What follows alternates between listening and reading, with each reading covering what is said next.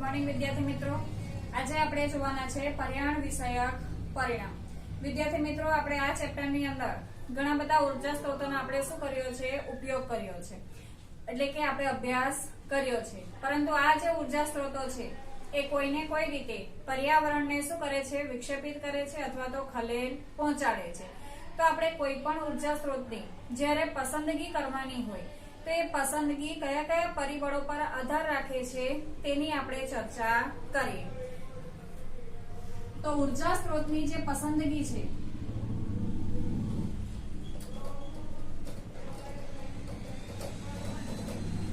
ઉર્જા સ્ત્રોતની પસંદગી માટેના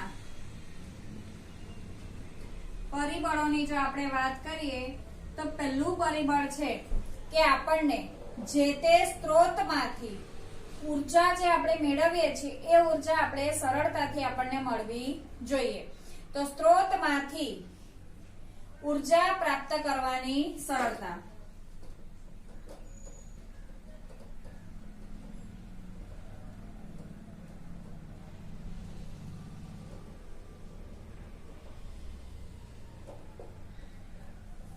બીજું આપણે જોઈએ તો સ્ત્રોતમાંથી જે આપણે ઉર્જા પ્રાપ્ત કરીએ છીએ તે ઉર્જા પ્રાપ્ત કરવામાં આપણને આર્થિક રીતે કેટલું ફાયદાકારક છે એ પણ આપણે જોવું પડે।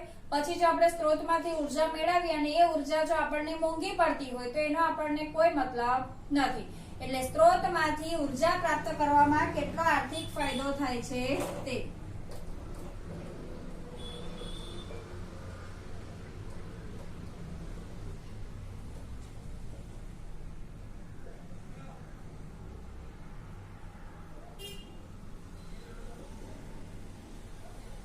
ત્યાર પછી આપણે ત્રીજું જોઈએ કે ઉપલબ્ધ સાધનોની કાર્યક્ષમતા।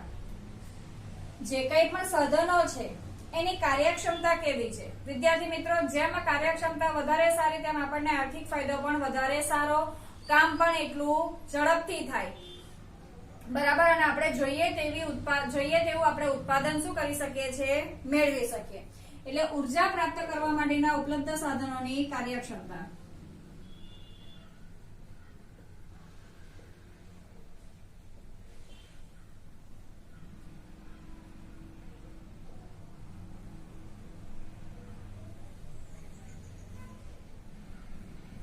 અને ચોથી વસ્તુની આપણે વાત કરીએ કે ઉર્જા સ્ત્રોતોના ઉપયોગ દરમિયાન પર્યાવરણને થતી હાનિ।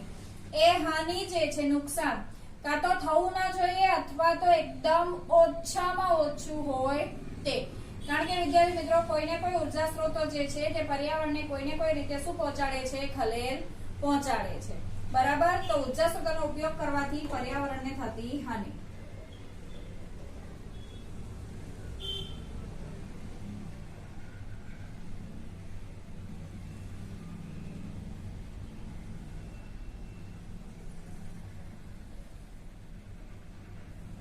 તો આ જે છે વિદ્યાર્થી મિત્રો એ ઉર્જા સ્ત્રોતની પસંદગી માટેના શું છે, પરિબળો। કે સ્ત્રોતમાંથી ઉર્જા પ્રાપ્ત કરવામાં સરળતા હોવી જોઈએ, વળી પાછો ઉર્જા પ્રાપ્ત કરતા જે સ્ત્રોતો છે એમાંથી આપણને આર્થિક ફાયદો મળવો જોઈએ, ઉર્જા સ્ત્રોત પ્રાપ્ત કરવા માટેના સાધનોની કાર્યક્ષમતા સારી હોવી જોઈએ, અને સાથે સાથે ઉર્જા સ્ત્રોતનો ઉપયોગ કરવાથી પર્યાવરણને થતું નુકસાન પણ કેવું હોવું જોઈએ, ઓછામાં ઓછું। આ બધા જે છે વિદ્યાર્થી મિત્રો એ આપણે આ બધા પરિબળો પર શું રાખવો પડે છે, આધાર રાખવો પડે છે। હવે જોઈએ વિદ્યાર્થી મિત્રો કે જ્યારે આપણે સીએનજી, હવે આપણે સ્વચ્છ બળતણ કોને કહી શકીએ, કે સ્વચ્છ બળતણની કેટેગરીમાં આપણે કોને મૂકી શકીએ? તો પ્રદૂષણ રહિત અને સ્વચ્છ બળતણ જે છે તો વિદ્યાર્થી મિત્રો એવા બે બળતણ છે, જોઈએ।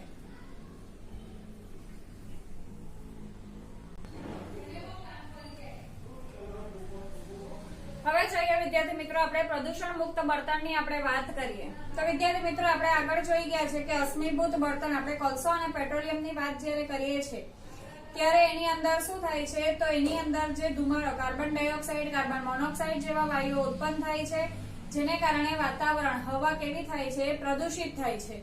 તો એની સરખામણીમાં આપણે પ્રદૂષણ મુક્ત બળતણની વાત કરીએ અથવા તો સ્વચ્છ બળતણ, તો સ્વચ્છ બળતણ તરીકે એક તો કોણ છે, સીએનજી।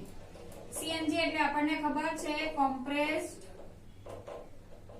નેચરલ ગેસ, જે બીજા બધા બળતણની તુલનામાં સીએનજી કેવું છે વિદ્યાર્થી મિત્રો? સ્વચ્છ બળતણ છે.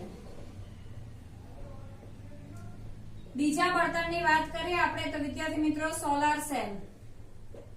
સોલાર સેલ પણ કેવો છે? પ્રદૂષણ મુક્ત છે, પરંતુ એની બનાવટ એટલે કે બનાવટની પ્રક્રિયા જે છે તે પર્યાવરણને કેવી પહોંચાડી શકે છે? નુકસાન પણ કદાચ પહોંચાડે છે. સોલાર સેલ કેવું છે? પ્રદૂષણ રહિત છે, પરંતુ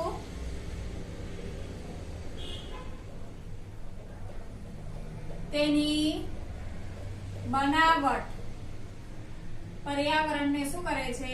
નુકસાન કરે છે. અને આના વિષયમાં પણ વિદ્યાર્થી મિત્રો આગળ સંશોધન થઈ રહ્યા છે કે જેનાથી એની બનાવટ પણ પર્યાવરણને નુકસાન ન કરે, લાંબા સમય સુધી એ કામ આપે, એટલે કે એના સમગ્ર કાર્યકાળની અંદર એ પર્યાવરણને ઓછામાં ઓછું નુકસાન પહોંચાડે અને વધારે સમય સુધી એ શું કરી શકે? કાર્ય કરી શકે. તો એ રસ્તાની અંદર એટલે કે એ દિશાની આગળ સંશોધન થઈ રહ્યા છે. તો પ્રદૂષણ મુક્ત બળતણની જ્યારે આપણે વાત કરીએ છીએ તો એક છે સીએનજી અને બીજું છે સોલાર સેલ. સીએનજી જે છે તે અન્ય બળતણોની સરખામણીમાં એકદમ સ્વચ્છ બળતણ છે. સોલાર સેલ પર પ્રદૂષણ રહિત બળતણ છે, પરંતુ એની બનાવટ જે છે એ પર્યાવરણને શું કરે છે? નુકસાન કરે છે. હવે આપણે જોઈએ વિદ્યાર્થી મિત્રો પ્રશ્ન પાના નંબર 253 પર આપેલા છે.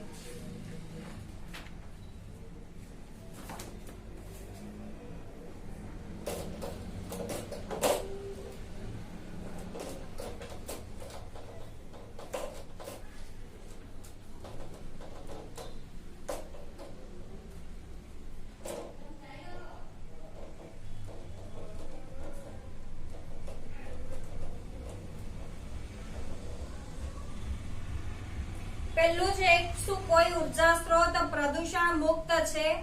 કેમ અથવા કેમ નહીં?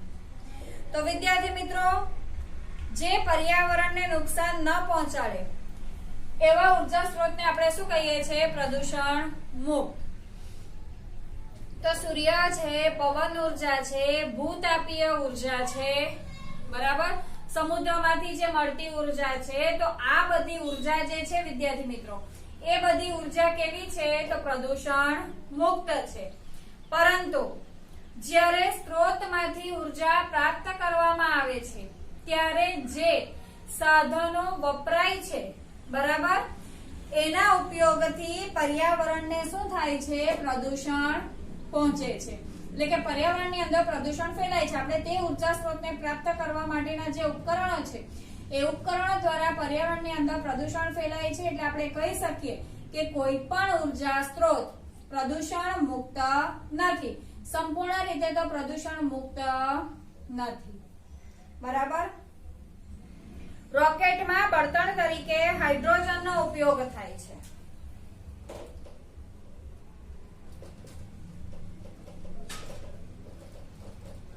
કોઈ પણ ઉર્જા સ્ત્રોત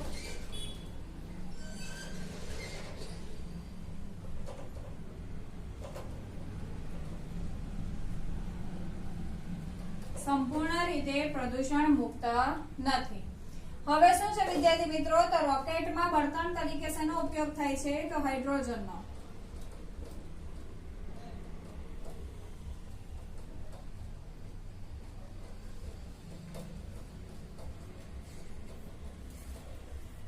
શું તમે સીએનજી ની સરખામણીમાં તેને વધારે સ્વચ્છ ઇંધણ કહેશો?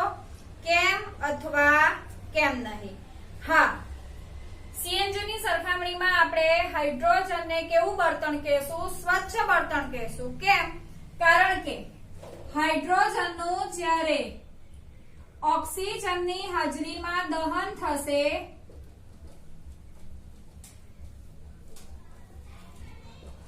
ત્યારે શું ઉત્પન્ન થશે? H2O ઉત્પન્ન થશે. H2O એટલે કે શું ઉત્પન્ન થવાનું છે? પાણી ઉત્પન્ન થવાનું. જ્યારે સીએનજી ની અંદર મુખ્ય ઘટક તરીકે કુદરતી ગેસ છે, બરાબર, સીએનજી, મુખ્ય ઘટક તરીકે એની અંદર કોણ છે તો મિથેન છે। હવે મિથેનનું જ્યારે દહન થશે ત્યારે એની અંદરથી કાર્બન ડાયોક્સાઇડ છે કે કાર્બન મોનોક્સાઇડ જેવા વાયુઓ શું થશે ઉત્પન્ન થશે। એટલે સીએનજી ની સરખામણીમાં કોણ વધારે સુરક્ષિત બળતણ છે તો હાઇડ્રોજન। હાઇડ્રોજન શા માટે? કારણ કે ઓક્સિજનની હાજરીમાં દહન થશે તો પાણી ઉત્પન્ન થાય છે, જ્યારે સીએનજી એટલે કે કુદરતી ગેસ છે, બરાબર। હવે કુદરતી ગેસ અથવા તો કુદરતી વાયુની અંદર મુખ્ય ઘટક તરીકે મિથેન છે અને મિથેનનું જ્યારે ઓક્સિજનની હાજરીમાં દહન થાય છે ત્યારે કાર્બન ડાયોક્સાઇડ કે કાર્બન મોનોક્સાઇડ જેવા વાયુઓ શું થાય છે ઉત્પન્ન થાય છે।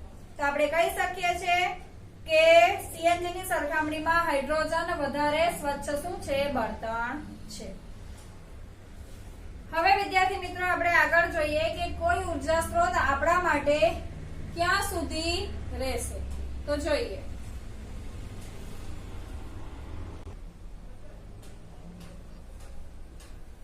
હવે આપણે જોઈએ કે કોઈ પણ ઉર્જા સ્ત્રોત છે તે આપણા માટે ક્યાં સુધી રહેશે વિદ્યાર્થી મિત્રો। તો આપણે આગળના ધોરણમાં પણ આપણે વિદ્યાર્થી મિત્રો શીખીને આવેલા છે કે પુનઃ અપ્રાપ્ય અને પુનઃ પ્રાપ્ય।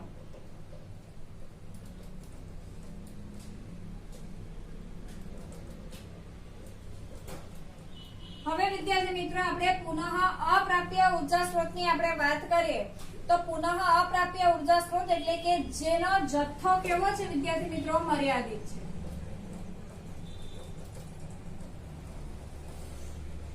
અને એક સમયે તો આ જથ્થો શું થવાનો છે ખૂટી જ જવાનો છે અને ફરીથી એને આપણે મેળવી શકવાના નથી। તો એવા ઉર્જા સ્ત્રોતને આપણે શું કહીએ છીએ પુનઃ અપ્રાપ્ય ઉર્જા સ્ત્રોત અને જેની અંદર આપણે કોનો સમાવેશ કરી શકીએ છીએ તો અશ્મિ બળતણ। ખ્યાલ આવે છે વિદ્યાર્થી મિત્રો? તો પુનઃ અપ્રાપ્ય એટલે કે ખૂટી જાય તેવો સ્ત્રોત છે, બરાબર। એનો જથ્થો કેવો છે મર્યાદિત છે અને લાંબા સમયગાળાના ઉપયોગ દરમિયાન પણ એ ઉર્જા સ્ત્રોત શું થવાનો છે પૂરો થઈ જવાનો છે। સાથે સાથે હવા પ્રદૂષણ પણ વધારે શું કરે છે ફેલાવે છે।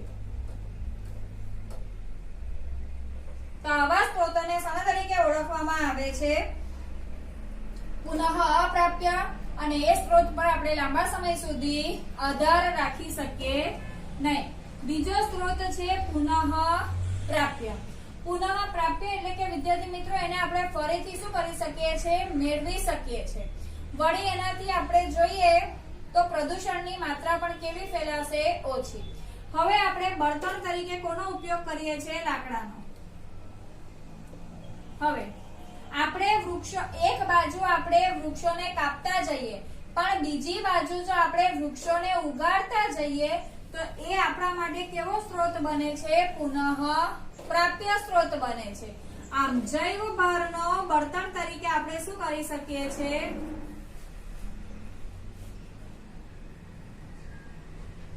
ઉપયોગ કરી શકીએ છીએ। લાકડા છે પછી આપણે બાયોગેસની મદદથી પણ સતત આપણે ઉર્જા શું કરી શકીએ છીએ મેળવી શકીએ છીએ એટલે કે એનું પુનઃ ઉત્પાદન શું છે શક્ય છે।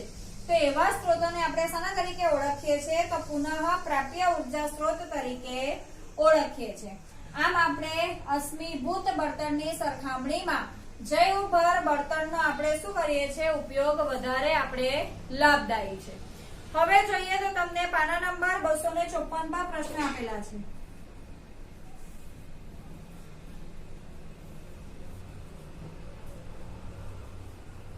ચાલો એની અંદર શું છે પહેલો પ્રશ્ન કે એવા બે ઉર્જા સ્ત્રોતના નામ લખો જેને તમે પુનઃ પ્રાપ્ય માનો છો। તમારી પસંદગી માટેનું કારણ આપો। તો એક તો આપણે વિદ્યાર્થી મિત્રો જૈવભાર બળતણને પણ આપણે લખી શકીએ છીએ, બરાબર। લાકડાનો ઉપયોગ કરીએ છીએ પણ ફરી પાછા આપણે વૃક્ષોને ઉગાડતા જઈશું તો આપણા માટે ક્યારેય લાકડાની કમી આવશે નહીં। બીજું આપણે કયું લઈ શકીએ તો પાણી અથવા તો આપણને ઉર્જા સ્ત્રોત કીધું છે એટલે આપણે જળ વિદ્યુતની વાત કરીએ। હવે વરસાદ આવવાનો જ છે અને વરસાદ દ્વારા નદી નાળા શું કરવાના છે? છલકાવાના જ છે, જેને કારણે આપણને પાણીનો પુરવઠો મળતો જ રહેવાનો છે. એટલે આપણે એને પણ ગણી શકીએ છીએ. અને બીજું આપણે પવન ઉર્જા. તો પવન ઉર્જા પણ શું છે વિદ્યાર્થી મિત્રો?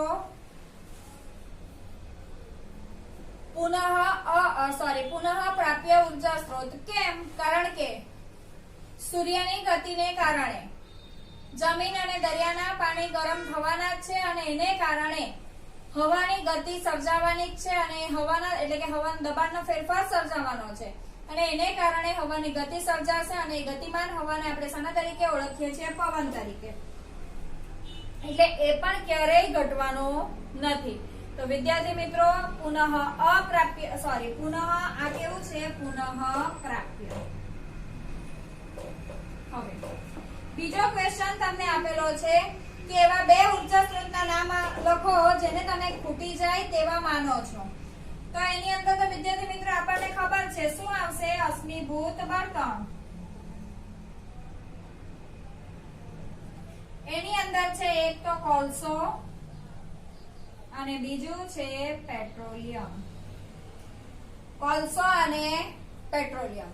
ખ્યાલ આવે છે વિદ્યાર્થી મિત્રો? તો આ છે પુનઃ પ્રાપ્ય. આ બધા જે છે એ પુનઃ કેવા છે? અપ્રાપ્ય. ને આ સ્ત્રોત છે તે પુનઃ પ્રાપ્ય. તો આ રીતે વિદ્યાર્થી મિત્રો અહીંયા આપણે આ ચેપ્ટર જે છે તે આપણું કમ્પ્લીટ થાય છે. હવે આપણે જોઈએ સ્વાધ્યાય.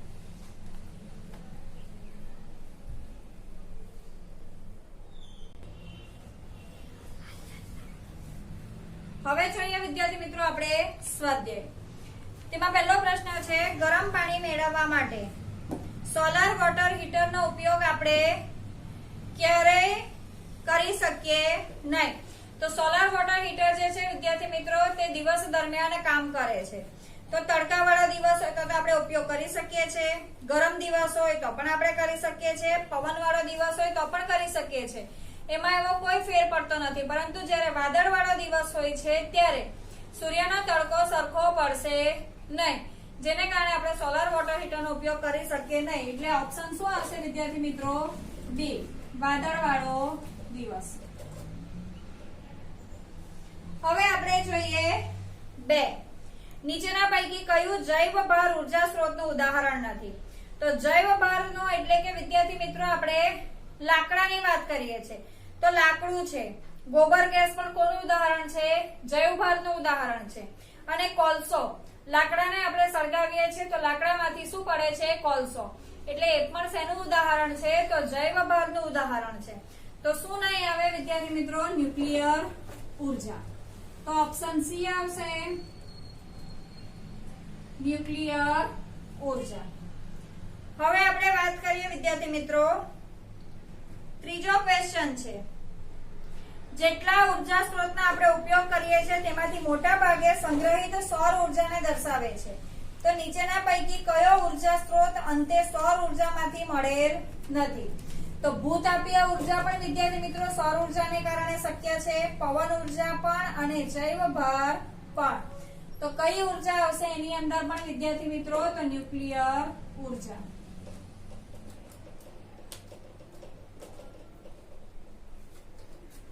ચોથા ક્વેશ્ચન ની આપણે ચર્ચા કરીએ. ચોથા ક્વેશ્ચન ની અંદર છે કે પ્રત્યક્ષ ઉર્જા સ્ત્રોતોના રૂપમાં અશ્મિભૂત બળતણ અને સૂર્યની સરખામણી કરો. તો વિદ્યાર્થી મિત્રો અશ્મિભૂત બળતણની અંદર કોલસો અને પેટ્રોલિયમની વાત કરવાની છે ને અહીંયા આપણે કોની સરખામણી કરવાની છે? એની સાથે સૂર્યની. તો અશ્મિભૂત બળતણ પુનઃ અપ્રાપ્ય, સૂર્યમાંથી મળતા સ્ત્રોતો પુનઃ પ્રાપ્ય છે.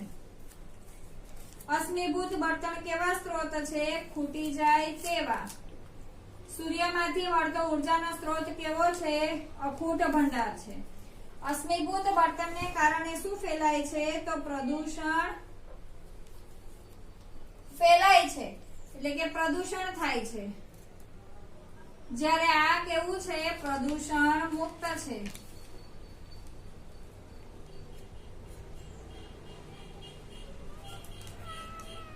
પછી આપણે જોઈએ કે આ કેવો સ્ત્રોત છે તો પરંપરાગત સ્ત્રોત છે. પરંપરાગત કે એને આપણે વાપરતા આવ્યા છે અને બિન પરંપરાગત છે કે હજુ એનો આપણે એકદમ એટલે કે વ્યવહારમાં આપણે એકદમ ઉપયોગ એનો કરતા નથી. તો અશ્મિભૂત બળતણ અને સૂર્યની આપણે શું કરી છે વિદ્યાર્થી મિત્રો? સરખામણી. આગળ જોઈએ ઉર્જા સ્ત્રોતના સ્વરૂપમાં જૈવ ભાર અને જળ વિદ્યુતની સરખામણી કરવાની છે.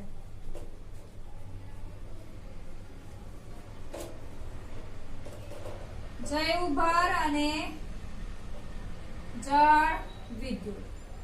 હવે વિદ્યાર્થી મિત્રો જળ વિદ્યુત જે છે તે બિન પરંપરાગત ઉર્જા સ્ત્રોત છે અને એનાથી પ્રદૂષણ ફેલાતું નથી. પણ જ્યારે આપણે લાકડું કે કોલસો જેને આપણે સળગાવીએ છીએ તો એનાથી શું ફેલાય છે? પ્રદૂષણ ફેલાય છે. એટલે જૈવ ભાર દ્વારા પ્રદૂષણ શું થાય છે? ફેલાય છે. ને આ કેવું છે તો પ્રદૂષણ રહિત છે. આગળ આપણે બીજી વાત કરીએ તો જૈવ ભાર જે છે એની અંદર ઓછો ખર્ચાળ છે. ઓછો ખર્ચાળ છે એટલે કે એટલો ખર્ચ લાગતો નથી. પણ જળ વિદ્યુત ની અંદર તો આપણે શું બનાવવો પડે છે? ડેમ બનાવવો પડે છે. તો ડેમ બનાવવા માટે ખર્ચો કેવો થાય છે? વધુ થાય છે.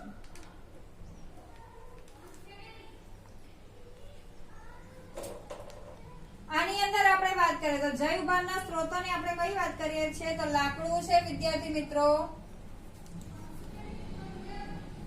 છાણા, કૃષિ કચરો એટલે કે ખેતરમાંનો જે કચરો છે એ જૈવ ભારનો શું છે? સ્ત્રોત છે. ને આના માટે જળ વિદ્યુત માટે આપણને શું જોઈએ? પાણી. આગળ વાત કરીએ જૈવ ભારના ઉપયોગ દ્વારા આપણે શું ઉત્પન્ન કરી શકીએ છીએ? બાયોગેસ.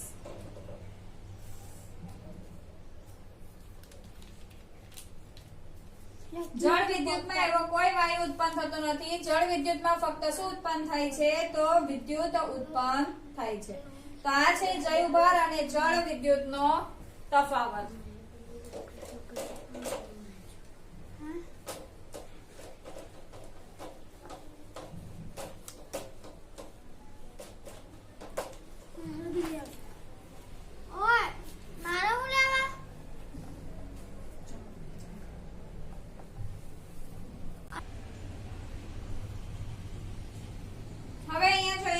મિત્રો તો નીચેનામાંથી ઉર્જા પ્રાપ્ત કરવામાં કઈ મર્યાદા છે? તો પહેલી છે પવન ઉર્જા. હવે પવન ઉર્જા એટલે કે વિદ્યાર્થી મિત્રો આપણે પવન ચક્કી આપણે ગોઠવી શકીએ છીએ. પણ પવન ચક્કીના પાંખિયા ફેરવવા માટે ઓછામાં ઓછી પવનની ગતિ કેટલી હોવી જોઈએ? તો 15 કિલોમીટર પ્રતિ કલાકની ઝડપે પવન એના કરતા પણ વધારે પવનની ઝડપ હોવી જોઈએ. તો જે પવન ચક્કીના પાંખિયાને શું કરી શકે છે? ફેરવી શકે છે અને એનાથી વિદ્યુત ઉત્પન્ન આપણે કરી શકીએ છીએ. વળી પાછા પવન ચક્કીના પાંખિયાને ગોઠવવાનો અને તેનો નિભાવ ખર્ચ ખૂબ જ કેવો છે? ખર્ચાળ છે. તરંગોની વાત કરીએ તો તરંગ ક્યારે મોટા ઉદ્ભવી શકે? જ્યારે જ્યાં તીવ્ર પવન ફૂંકાતો હોય તેવા સ્થળોએ જ આપણે તરંગો મોટા મેળવી શકીએ છીએ વિદ્યાર્થી મિત્રો. અને એવા સ્થળો ખૂબ ઓછા છે અને એનું વ્યવસ્થાપન પણ કેવું છે? મુશ્કેલ છે. ભરતીની વાત કરીએ તો ભરતી ઉર્જા મેળવવા માટે બંધ બનાવી શકાય એવા સ્થળો કેવા છે વિદ્યાર્થી મિત્રો? ખૂબ જ ઓછા છે.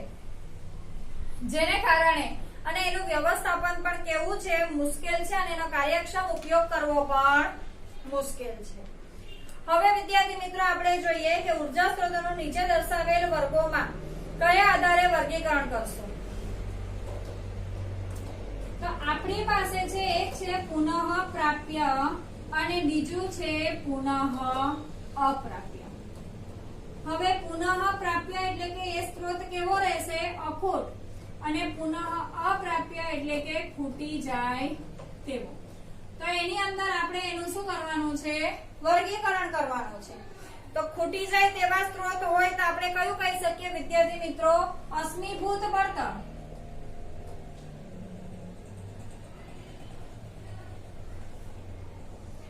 અને અખૂટ ઉર્જાની વાત કરીએ તો પવન ઉર્જા છે, સૌર ઉર્જા છે, ભરતી ઉર્જા, ભૂતાપીય ઉર્જા આ બધા કેવા છે વિદ્યાર્થી મિત્રો? અખૂટ ઉર્જાના શું છે? સ્ત્રોતો છે. અને પુનઃ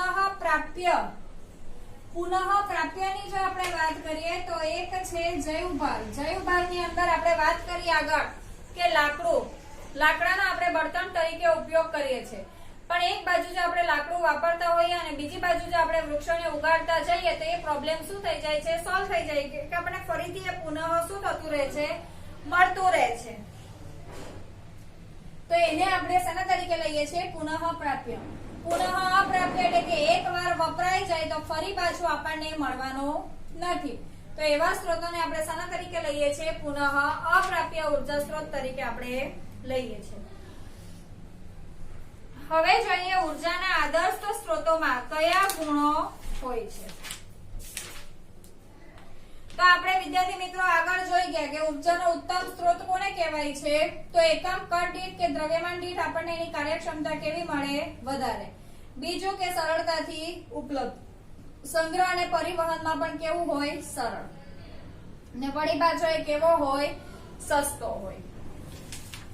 ત્યાર પછી આપણે આગળ જોઈએ તો સૌર કુકરના ઉપયોગથી કયા લાભ તથા હાનિ થાય છે? શું તેવા પણ સ્થળો છે જ્યાં સૌર કુકરની ઉપયોગિતા મર્યાદિત હશે? તો વિદ્યાર્થી મિત્રો લાભ તો આપણે જોઈ ગયા છે કે એનાથી કોઈ પણ પ્રકારનું પ્રદૂષણ થતું નથી. બીજું કે ખોરાકના જે પોષણ મૂલ્ય છે તે જળવાઈ રહે છે અને કારણ કે ખોરાક બનવાની ક્રિયા કેવી રીતે થાય છે? નીચા તાપમાને થાય છે. આપણે ઊંચા તાપમાને બળબડ કરીએ તો એમાંના પોષક તત્વો પણ એ થઈ જાય છે અને ખોરાક આપણે કે બળી પણ જાય છે. ને હાનિનો ઉપયોગ આપણે વાત કરીએ એનાથી ગેરફાયદા કે એ ફક્ત રાત્રિના સમયમાં કામ નથી આવતું. બીજું વાદળછાયું વાતાવરણ હોય ત્યારે પણ કામ આવતું નથી. એની અંદર રસોઈ બનતા વધારે સમય લાગે છે. આપણે વહેલી સવારનું મૂકી દેવું પડે છે તો આપણે જમવાના ટાઈમે આપણું એ તૈયાર થઈ જાય. વળી પાછું સૂર્યના કિરણોને આપણે પરાવર્તિત કરવાના હોય તો વારે વારે તેની દિશા આપણે શું કરવી પડે છે? બદલ્યા કરવી પડે છે. અને એની અંદર આપણે જોઈએ વિદ્યાર્થી મિત્રો કે તળી શકાતું નથી કે શેકી શકાતું પણ નથી. રોટલી બનાવવા માટે પણ એનો ઉપયોગ થતો નથી. ને સૌર કુકરની ઉપયોગિતા મર્યાદિત હશે એવા સ્થળો છે તો હા, જ્યાં સૌર ઉર્જા અપૂરતા પ્રમાણમાં હોય છે ત્યાં આપણે સૌર કુકરની ઉપયોગિતા કેવી છે? મર્યાદિત છે. વરસાદી અને વાદળછાયા વિસ્તારોની અંદર સૂર્ય કુકર કામ લાગતું નથી. જેમ કે હિમાલયના જે પર્વતીય વિસ્તારો છે, બરફ આચ્છાદિત વિસ્તારો, ત્યાં સૂર્ય કુકર કામ લાગતું નથી. ઉર્જાની વધતી જતી માંગની પર્યાવરણીય અસર શું છે અને ઉર્જાનો વપરાશ ઓછો કરવા માટે આપણે કયા ઉપાયો શોધશો? તો વિદ્યાર્થી મિત્રો આપણે અત્યારે ભરપૂર ટેકનોલોજીનો ઉપયોગ કરીએ છીએ અને ટેકનોલોજીની અંદર શું ઉપયોગ થાય છે? તો ઉર્જાનો ઉપયોગ થાય છે.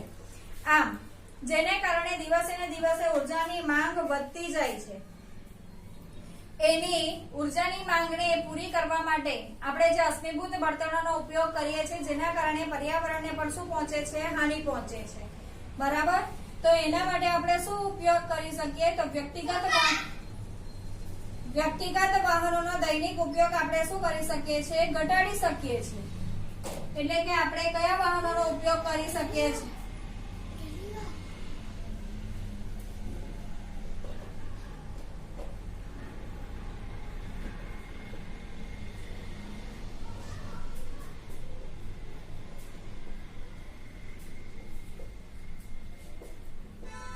વ્યક્તિગત વાહનનો ઉપયોગ ઘટાડીને સરકારી વાહનનો આપણે ઉપયોગ કરી શકીએ છીએ.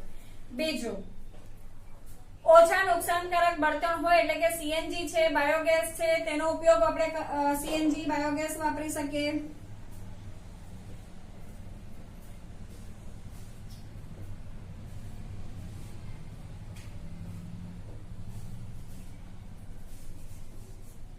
આપણે પ્રદૂષણ મુક્ત ઉર્જા સ્ત્રોતને આપણે વાપરવાનો શું કરીએ? પ્રયત્ન કરીએ.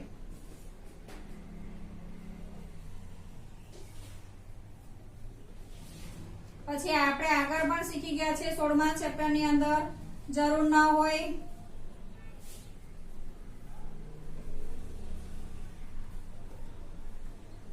લાઇટ પંખાની સ્વિચો બંધ કરવી,